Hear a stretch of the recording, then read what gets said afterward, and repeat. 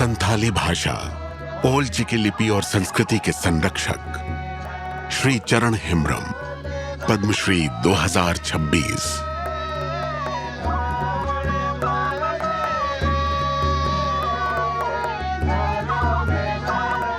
चरण हेम्ब्रम एक ऐसे कर्मयोगी जिन्होंने अपना पूरा जीवन संथाली भाषा, ओल चिकी लिपि और आदिवासी संस्कृति को पहचान और भविष्य देने के लिए समर्पित कर दिया। बचपन में ही भाग्य ने पिता का साया छीन लिया।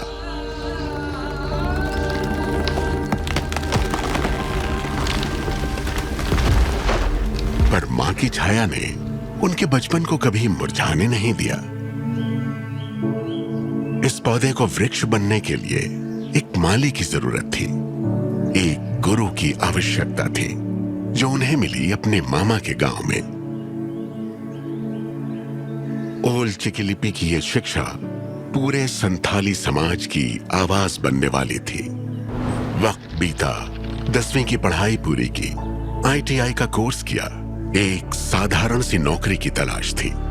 लेकिन जीवन ने एक असाधारण मोड़ ले लिया। ट्रेन के एक सफर में सारे सर्टिफिकेट खो गए। हताश, निराश, एक बार फिर पहुंचे गुरु के पास। यह हादसा नहीं, भाग्य का संकेत है बेटा। संथाली रास्ता नहीं, मंजिल है।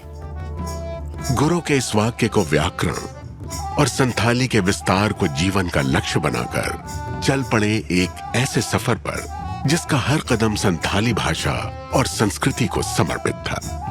टीचर ट्रेनिंग ली और शुरू हुआ संथाली पढ़ाने का सफर। गांव में, स्कूलों में, आसरा में और कभी पेड़ों के नीचे। मुश्किलें थी, पर वे रुके नहीं।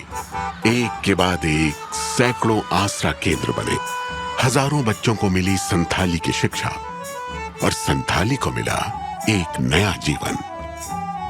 अपने इन्हीं प्रयत्नों के बल पर वे संथाली सचिव के रूप में नियुक्त हुए, जहां उन्होंने संस्थानों को जोड़ा और आसराओं को मान्यता भी दिलाई। शब्द किताबों में उतरे, संथाली पाठ्यक्रम भी बनी और रोजगार के लिए योग्यता भी। इनकी अथक कोशिशों ने संथाली को अपनी सरगम दी।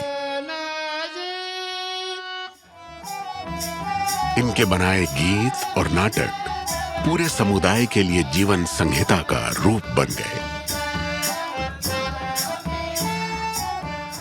जब हम अपनी भाषा को जीवित रखते हैं, तो भाषा हमारे अस्तित्व को जीवित रखती है।